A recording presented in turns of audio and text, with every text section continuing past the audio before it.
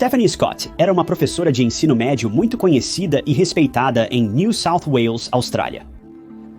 Investigadores afirmam que Stephanie estava na escola no domingo de Páscoa de 2015, se preparando para aulas futuras. De acordo com os detetives, quando ela começou a sair mais tarde naquela tarde, foi emboscada por trás e forçada a entrar em um armário de armazenamento, onde um crime horrível, insensível e perturbador aconteceu. No entanto, essa não é a pior parte. Como a polícia logo descobriria, esse crime seria muito mais próximo de casa do que se poderia esperar. Isso porque, como as evidências logo revelariam, Stephanie conhecia a pessoa por trás do crime, e ela a conhecia muito bem. A história deste crime é de partir o coração, revirar o estômago e facilmente um dos crimes mais frios e sem coração que já cobri aqui em histórias de crimes reais. Então se prepare porque isso vai ser uma loucura.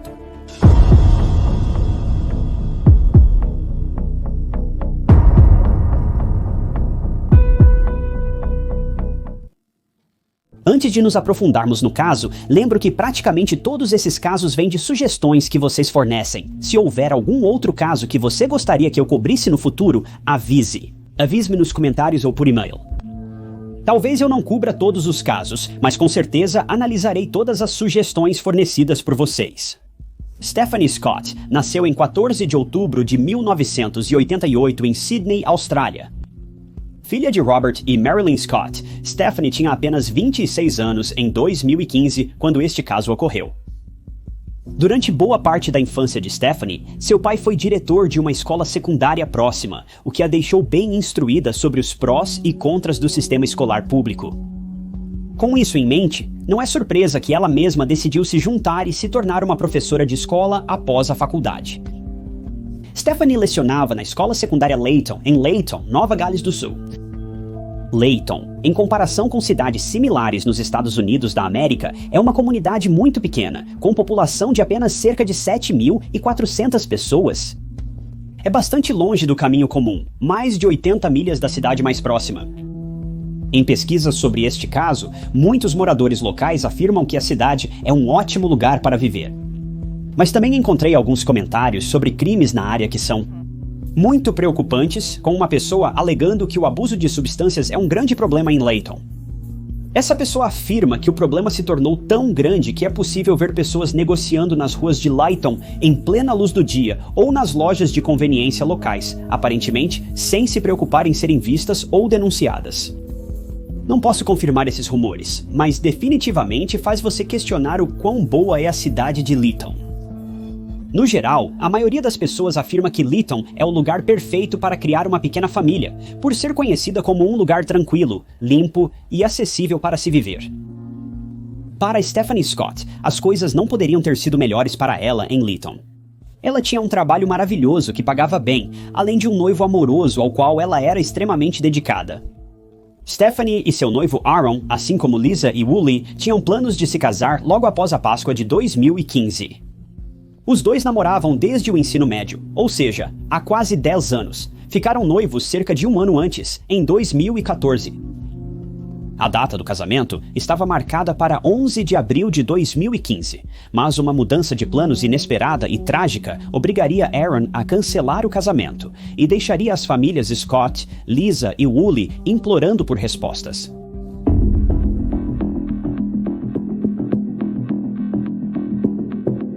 Era 3 de abril de 2015.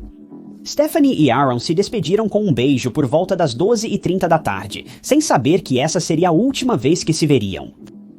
O casal foi convidado para uma festa mais tarde, mas Stephanie tinha planos muito maiores em mente.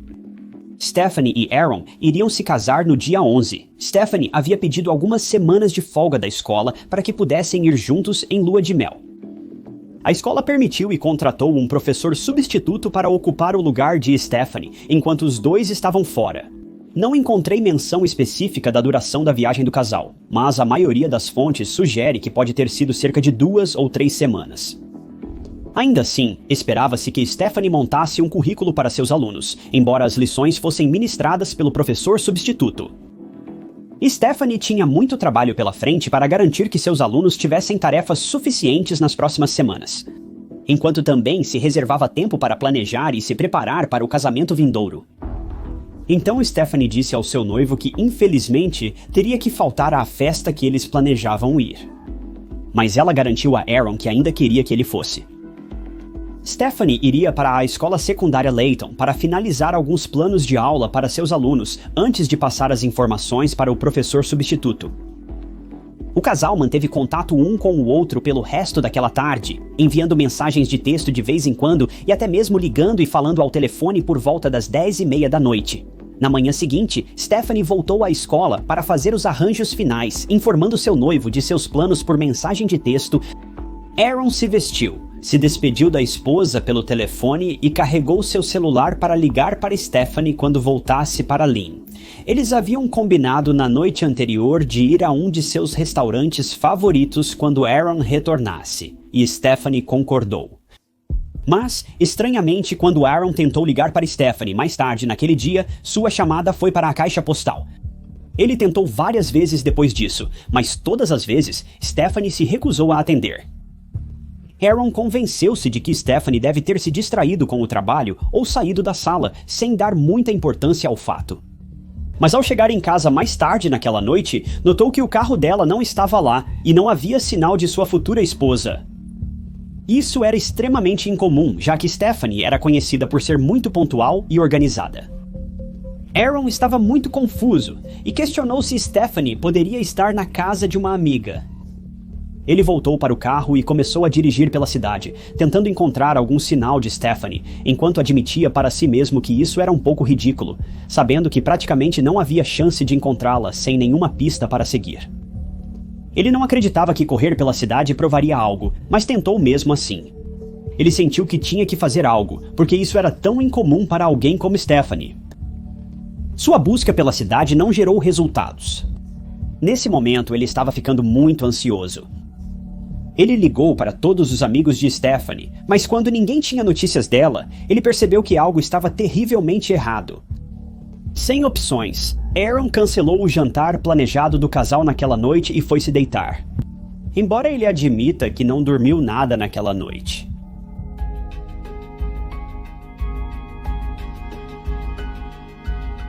Ao amanhecer, sem notícias de Stephanie, Aaron sabia que era hora de contatar a família dela. A família de Stephanie, sem notícias dela há um tempo, decidiu, junto com eles, envolver a polícia. Considerando o quão pequena é a cidade de Layton, não demorou nada para a notícia do desaparecimento de Stephanie se espalhar como um incêndio. Postagens nas redes sociais foram feitas e compartilhadas com os locais, e uma postagem de pessoa desaparecida foi compartilhada mais de 1.500 vezes. Rumores se espalharam pela cidade, com muitos suspeitando do envolvimento de Aaron. As fotos de Stephanie transmitem um sentimento de inocência, felicidade e compaixão. Então, quem poderia ter feito algo assim? Aaron respondeu com total honestidade, paciência e sinceridade a todas as perguntas dos jornalistas, mesmo quando eram claramente direcionadas ao seu potencial envolvimento. Aaron sempre manteve sua história inalterada. Tudo o que ele fez foi implorar para Stephanie voltar para casa ou ligar para ele assim que pudesse, mas essa ligação nunca veio.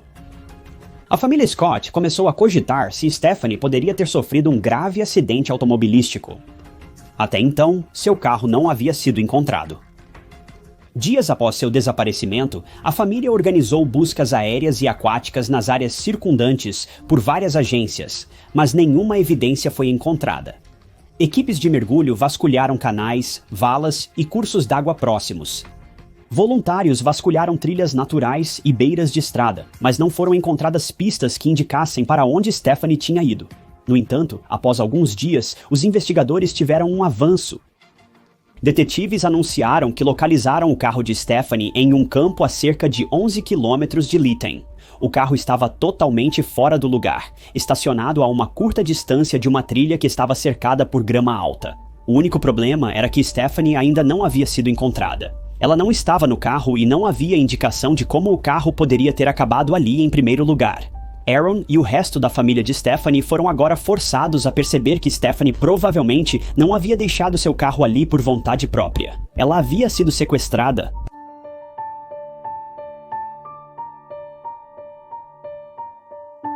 O interessante sobre a Lytton High School, escola de Stephanie, é que parece ter tido uma segurança extremamente rigorosa.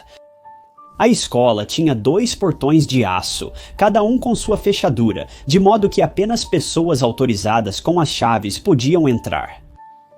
No dia do desaparecimento de Stephanie, um colega de escola foi buscá-la para levá-la à escola. Os portões estavam trancados, pois era domingo e nenhum outro membro do corpo docente estava presente, exceto a equipe de limpeza do fim de semana. Após passar por 2 portões trancados, Stephanie foi à sala dos professores de inglês para começar a planejar suas aulas. Ela ficou lá por aproximadamente 2 horas e 40 minutos antes de resolver ir para casa naquele dia. Ela arrumou suas coisas, caminhou por um corredor interno e, ao sair, gritou para um membro da equipe de limpeza desejando-lhe uma feliz Páscoa e dizendo que o veria na segunda-feira. Pouco depois, Stephanie chegou à saída trancada do prédio. Ela parou logo na porta para pegar as chaves de sua bolsa. Mas assim que ela olhou para baixo, foi agarrada por trás, com alguém forçando a mão sobre sua boca para que ela não pudesse gritar. Stephanie reagiu muito agressivamente, arranhando-o, gritando o melhor que podia e lutando a cada passo do caminho. Ela arranhou o rosto do criminoso, mas não conseguiu se libertar. O agressor facilmente dominou Stephanie, afastando-a da porta e arrastando-a para uma sala de fotografia a uma curta distância. Esta sala era usada como quarto escuro pelo departamento de fotografia, permitindo a revelação de fotos para suas tarefas. Stephanie continuou a lutar, mas tudo foi em vão. O agressor, ainda segurando-a por trás, fechou a porta atrás de si, então empurrou Stephanie para o chão, fazendo-a cair de cara com bastante força. Ela continuou lutando apesar de tudo, mas seus melhores esforços não foram suficientes. Seu agressor atacou-a ferozmente, acertando-a um total de 40 vezes diretamente no rosto. Após cerca de 40 a 50 segundos, os detetives suspeitam que ela tenha desmaiado. O agressor então fez o impensável e se aproveitou de Stephanie enquanto ela estava incapacitada.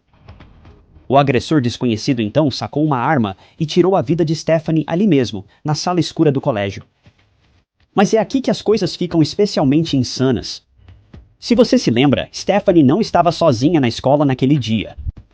Segundo os registros escolares, havia mais uma pessoa na escola com ela. Um funcionário da limpeza da escola. Vincent Stanford, de 24 anos, trabalhava na escola há bastante tempo, sendo um dos zeladores mais populares. Vincent morava com sua mãe e irmão. Sendo provavelmente a última pessoa a ver Stephanie antes do desaparecimento, a polícia queria questioná-lo para entender melhor os últimos movimentos conhecidos dela. A polícia conversou com Vincent algumas vezes, mas por motivos desconhecidos, começaram a desconfiar dele. Eles pediram permissão para revistar sua casa, e parece que Vincent e sua família concordaram. Isso se provaria ser um erro crítico para Vincent. Durante uma busca em seu quarto, a polícia encontrou um conjunto de chaves muito parecido com as que Stephanie costumava usar. Mas a situação de Vincent estava prestes a se agravar drasticamente. A polícia logo solicitou acesso ao telefone de Vincent, onde encontraram a evidência mais perturbadora até o momento. Uma foto que Vincent havia tirado que mostrava uma cena de crime queimada, bem como um corpo humano que eles tinham uma forte crença que poderia ter pertencido a Stephanie. Por que Vincent teria deixado imagens como esta em seu telefone é algo que me ultrapassa. Por que ele guardou as chaves da Stephanie? Também não faz sentido. Acredito que ele tenha guardado como um troféu. Não é necessário mencionar que a polícia tinha certeza do envolvimento de Vincent no desaparecimento de Stephanie. Mas não clique para sair ainda, porque isso é apenas a ponta do iceberg. Conforme a polícia prosseguia com a entrevista de Vincent sobre o crime, eles descobririam o quão perturbado e doente esse homem era.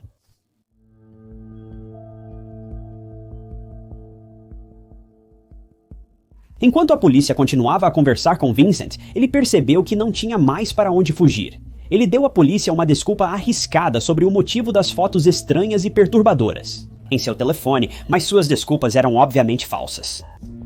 A polícia também encontrou algemas manchadas de sangue no quarto dele, deixando evidente o que havia ocorrido no local.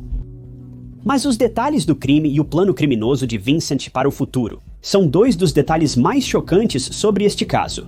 Investigadores dizem que, após ser confrontado com tantas evidências condenatórias, Vincent desistiu e confessou o assassinato de Stephanie Scott quando a polícia pediu para ele explicar como o crime aconteceu. Bem, foi quando as coisas ficaram extremamente assustadoras. Para dizer o mínimo, Vincent confessou tudo. Discutimos há apenas um momento, agarrando-a por trás e jogando-a na sala escura de fotografia.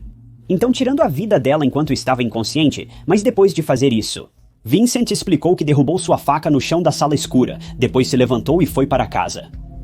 Ele fez um sanduíche de queijo, tomou uma xícara de café e desfrutou de uma boa refeição antes de voltar para a escola.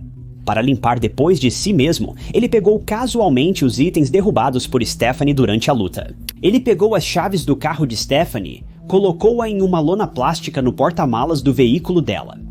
Então voltou para a escola para terminar a limpeza. Ele diz que usou uma lavadora de alta pressão para limpar a cena. Após cometer o crime, ele entrou no carro de Stephanie e dirigiu até sua própria casa, estacionando o veículo atrás de um galpão.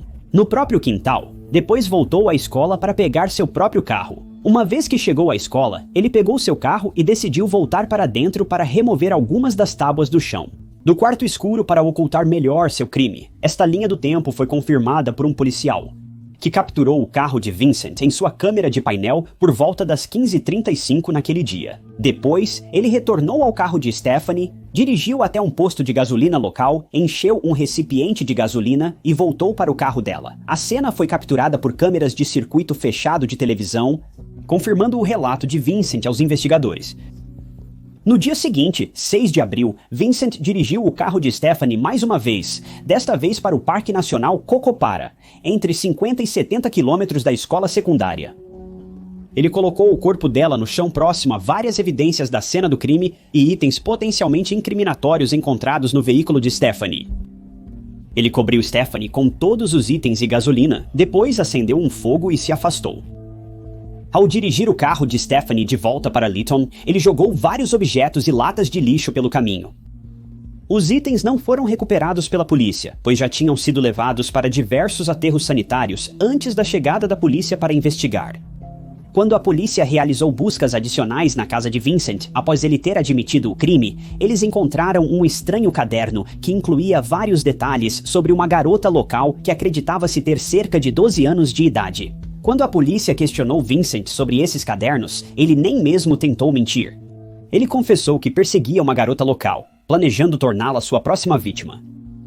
Em entrevistas, Vincent admitiu ter pensamentos violentos desde os 8 anos de idade.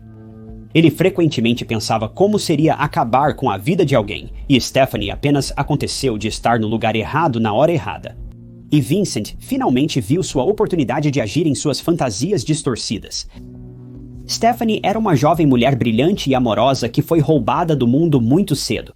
Stephanie tinha muito a oferecer aos seus alunos, mas esse inútil pedaço de desperdício humano a roubou de sua família, seu amado noivo e seus alunos antes que sua vida realmente tivesse começado. Nos anos desde o crime, Vincent foi naturalmente condenado à prisão perpétua. A família de Vincent acusou o Departamento de Educação de New South Wales e a empresa de limpeza que o empregava. Um acordo privado foi alcançado, mas isso não aliviou a dor que a família de Stephanie carregará pelo resto de suas vidas. Aaron, ex-noivo de Stephanie, encontrou um novo amor e ficou noivo em 2021, buscando se recuperar do trauma inesquecível que enfrentou. A vida de Stephanie foi tragicamente interrompida, mas a investigação ajudou a tirar de circulação um monstro que rondava as ruas e pode ter salvado a vida da menina de 12 anos, que era a próxima na lista de Vincent. Obrigado por acompanharem mais um episódio de Histórias de Crimes Reais. Se você quer ver mais documentários de crimes reais como este, não se esqueça de clicar no botão de curtir e se inscrever. Se você quer ajudar a apoiar o canal, a melhor maneira de fazer isso é simplesmente deixando um comentário abaixo. Qualquer comentário ajuda muito mais o canal do que você pode imaginar. Se quiser ajudar financeiramente, clique no botão azul de associação abaixo ou compre uma caneca de histórias de crimes reais em TieKnots.com. Sou Tie Knots e vejo vocês no próximo vídeo.